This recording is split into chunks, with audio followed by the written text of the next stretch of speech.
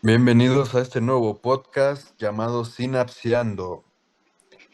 A lo largo de todo este podcast trataremos temas de biología, como viene siendo generalidades de genética, enfermedades ligadas al sexo, filogenia del sistema nervioso, ontogenia del sistema nervioso, neurona y glía, y también impulsos y sinapsis. Les quisiera presentar a mis compañeros Daniel, Luis, Ángel, Stephanie y su servidor, o en este caso el host, Yomero, o sea, Dorian. Y bueno, para comenzar, pues me gustaría platicarles acerca de las generalidades acerca pues de la genética. Pues bueno, primero que nada, ¿qué es la genética, no? La genética es la rama de la biología que estudia los genes, herencia y variación en los organismos vivos. Se enfoca más que nada en rasgos y características que se transmiten de una generación a otra a través de los genes, que son pues unidades básicas de la herencia. Ahorita pues les quisiera hablar de pues, ciertas generalidades de la genética, como viene siendo los genes y el ADN. Eh, los genes están compuestos de ADN, que el ADN es ácido desoxirribonucleico, que contiene la información genética en forma de secuencias de nucleótidos. Cada gen codifica para una proteína específica, que a su vez puede influir en un rasgo o función del organismo. Otro segundo punto podría ser los cromosomas. Son genes que están organizados en estructuras llamadas, bueno, cromosomas. Y en los seres humanos existen 23 pares de cromosomas. ¿Qué quiere decir esto? Que pues son 46 en total. Y todos estos cromosomas se heredan de un progenitor. Otro tercer punto que quisiera hablar sería la herencia mendeliana. Esta se basa más que nada en las leyes de Gregor Mendel, quien estudió como ciertos rasgos como, digamos, el color de las flores en plantas de guisante. Ese fue uno de sus estudios que él llegó a hacer y se heredan más que nada de forma predecible. Mendel identificó conceptos clave como los alelos, que son versiones alternativas de un gen, y la dominancia, cuando un alelo domina sobre otro en la expresión de un rasgo. Otro punto podrían ser los alelos. Un individuo tiene dos copias de cada gen, una de cada padre. Los alelos pueden ser dominantes o recesivos, y la combinación de alelos, que se le llama genotipo, determina el rasgo visible, que vendría siendo el fenotipo. Otro punto podrían ser las mutaciones, que son cambios en la secuencia del ADN que pueden ocurrir de forma espontánea o por factores ambientales. Algunas mutaciones son dañinas, otras beneficiosas y algunas no tienen ningún efecto. Ya como conclusión, la genética, pues se podría decir que es la clave para comprender la evolución, la diversidad biológica y la adaptación de los organismos al medio ambiente, y tiene aplicaciones en la medicina, agricultura, ciencia forense y muchas otras áreas. Ahora le quisiera ceder la palabra a mi compañero Daniel, que nos hablará de las enfermedades ligadas al sexo. Bueno, mi nombre es Córdoba Monasterio Daniel. Muchas gracias por la palabra, compañerito. Y yo les voy a hablar acerca del tema de enfermedades ligadas al sexo. ¿A qué se refiere este término? Pues básicamente son enfermedades influenciadas por los genes ubicados en los cromosomas X y Y. Estas enfermedades se suelen dar más en el cromosoma X, ya que es bastante más grande que el cromosoma y hace que los hombres son los que padezcan principalmente los síntomas, ya que estos nomás tienen un solo par de cromosomas X, al contrario de las mujeres que llegan a tener dos pares. En esta sección vamos a hablar por encima de cada una de las enfermedades ligadas al sexo más importantes, comenzando con el daltonismo. Es un trastorno que afecta la percepción de colores, en particular el verde y el rojo. Curiosamente, las mujeres que suelen heredar este gen, pues rara vez lo manifiestan y es como asintomático, por así decirlo. Por el contrario de los hombres, que ellos sí suelen presentar síntomas. La siguiente enfermedad que tenemos es la hemofilia, que esta afecta la coagulación de la sangre y viene en tres tipos, que es la hemofilia A y la más común, que es causada por la falta del factor de coagulación número 8, la hemofilia B, que afecta al factor 11, y la hemofilia C, que es la menos común y esta se da principalmente después de una cirugía o algún traumatismo muy importante. Ahora, dando paso a los síndromes, tenemos el síndrome de Turner, que afecta solamente a las mujeres y esto se ocurre cuando hay una falta total o parcial del cromosoma X, lo que puede llegar a provocar baja estatura, problemas en el desarrollo de los ovarios y se puede diagnosticar en diferentes etapas de la vida. O sea, se puede diagnosticar desde muy joven hasta ya en alguna edad adulta. El siguiente síndrome que tenemos es el síndrome de Klinefelter, que este ocurre en hombres cuando tienen una copia extra del cromosoma X y entre los síntomas incluyen testículos pequeños, menor testosterona y en algunos casos, bueno, agrandamiento en el tejido mamario. Este síndrome por lo general suele diagnosticarse en la adultez. Ahora pasando con el síndrome de Cray-Duchat o también conocido como el síndrome del maullido del gato, que pues básicamente es causado por un fragmento faltante en el cromosoma 5, lo que provoca pues un llanto bastante agudo en los bebés obviamente, que pues suena similar al maullido de un gato. De ahí su nombre. Y por último tenemos la retinosis pigmentaria, que es una enfermedad hereditaria que se daña progresivamente la retina, causando ceguera o dificultades para ver en la oscuridad. Y bueno, los dejo con el host. Muchas gracias por cederme la palabra. Muy interesante, compañero. Ahora les presentaré a Luis, que nos viene hablando de la filogenia del sistema nervioso. Muchas gracias, compañero Dorian. También muy interesante lo que nos comentaba el compañero Daniel. Mi nombre es Flores Reyes Luis Ángel y yo les voy a hablar acerca de la filogenia del sistema nervioso. ¿Qué es la filogenia del sistema nervioso?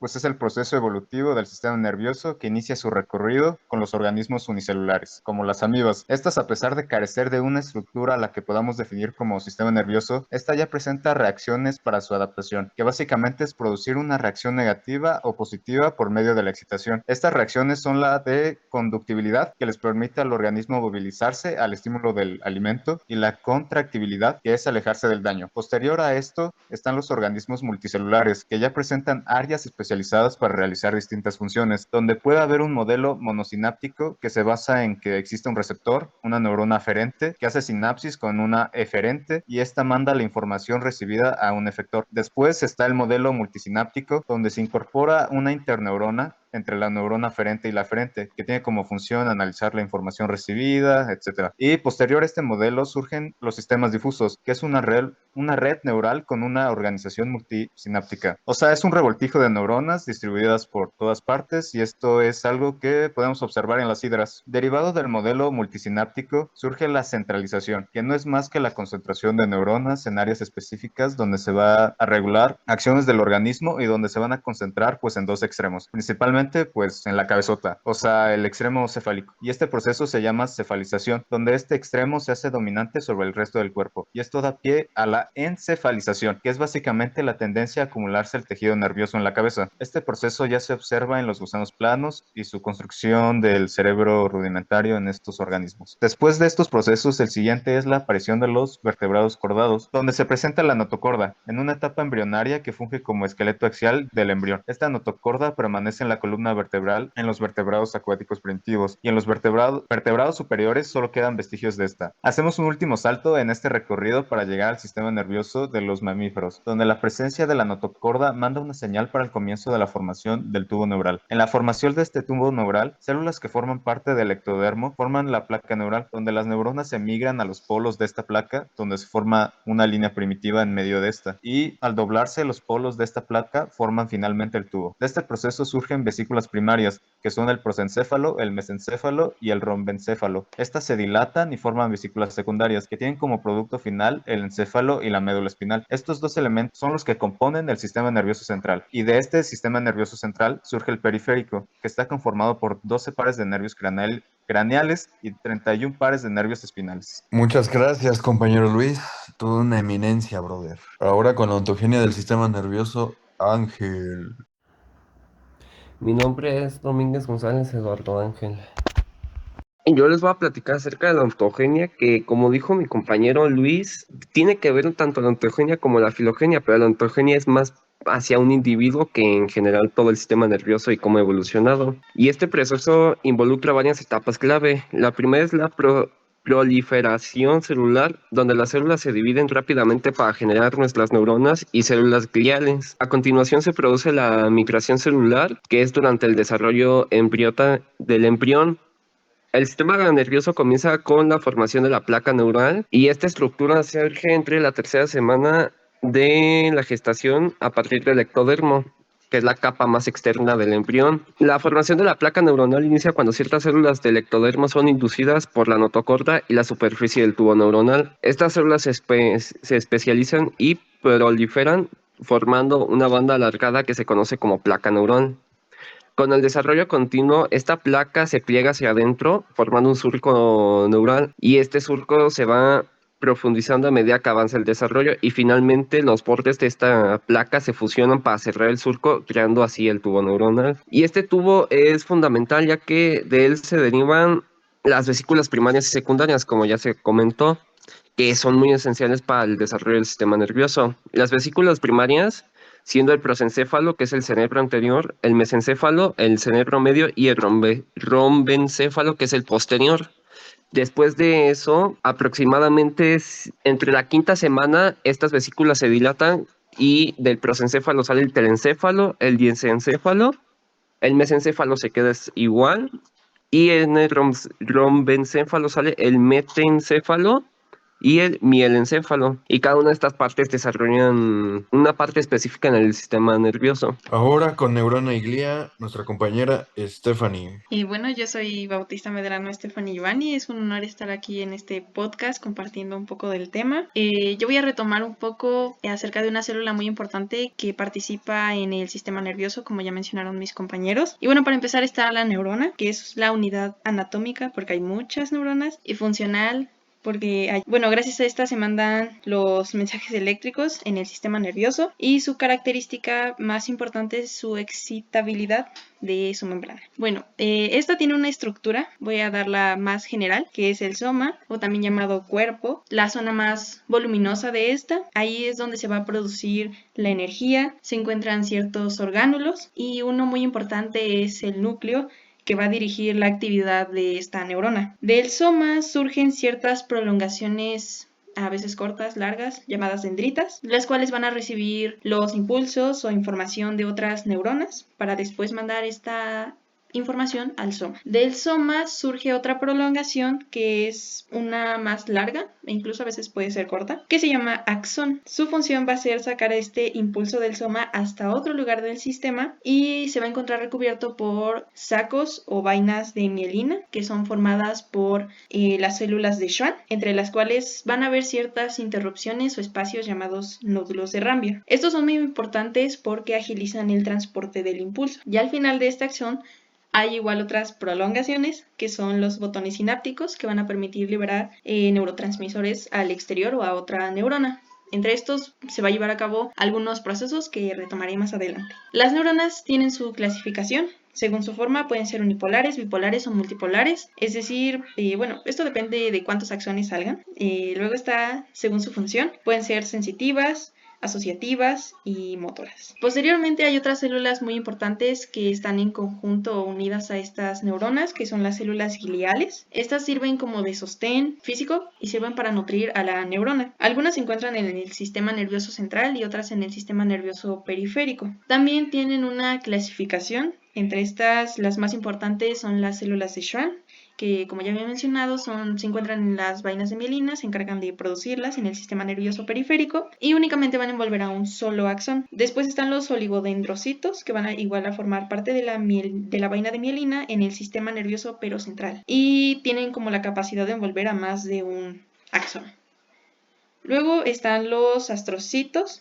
Y de las glías, esta va a ser la célula como más grande. Incluso sus prolongaciones pueden extenderse hasta los vasos sanguíneos y se dividen en fibrosas y protoplasmáticas. Luego entonces tenemos a las microglías, que son pues más pequeñas, y los ependimocitos. Estas células se caracterizan por ser cúbicas o cilíndricas Y son importantes porque en esto ya pasa lo que sería el líquido encefalorraquídeo. Y bueno, como ya les había mencionado, hay un proceso que se da entre estas neuronas. Hay uno que se llaman son los impulsos nerviosos, que en resumidas cuentas son señales eléctricas que viajan a lo largo de la neurona para transmitir justamente la información. Se generan cuando una neurona recibe un estímulo. Esto causa que cambie el voltaje de la membrana neuronal. El impulso se va a propagar muy rápido gracias a la apertura y cierre de canales iónicos a lo largo del axón, en un proceso que vamos a llamar potencial de acción. Entre estos iones pueden estar el calcio, el sodio y el potasio. En resumen, sus fases serían el estado de reposo, donde está a menos 70 milivoltios, luego la despolarización, que está a más 40 milivoltios, la repolarización, hiperpolarización, que es la parte donde alcanza la mayor negatividad, que es menos 90 milivoltios, y el periodo refractario. Ya después tenemos a la sinapsis, que era este proceso donde se intercambia igual la información. La principal es la sinapsis química, en la que el impulso nervioso va a inducir la liberación de ciertos neurotransmisores en un espacio sináptico. Este espacio se da pues entre las neuronas y estos neurotransmisores van a atravesar este espacio y se van a unir a otros receptores de la célula postsináptica para generar una nueva señal. Y ya la otra es la sinapsis eléctrica, donde el impulso se va a transmitir directamente a través de canales llamados también uniones gap, que van a permitir el paso de iones, como ya había dicho, de calcio, sodio, esos, entre las neuronas, y estas tienen una característica de que son mucho más rápidas. Ya unas características muy específicas finales son que los potenciales de acción son llamados todo o nada, ya que o se generan completamente o ya no se generan. La velocidad del impulso va a depender de la mielina, como ya me he mencionado. Los neurotransmisores pueden ser de dos tipos, excitatorios que estimulan el impulso o inhibitorios que lo bloquean. Y pues las sinapsis químicas van a permitir una modulación de la señal, mientras que las eléctricas son rápidas, pero no son flexibles y no modulan tales señales. Y bueno, de mi participación esto. Muchas gracias, compañera. Pues bueno, este fue nuestro podcast Sinapseando. Esperamos que les haya gustado y síganos, por favor, y por su bien. Adiós a todos. Adiós. Gracias. Gracias a Dios. Hasta la próxima.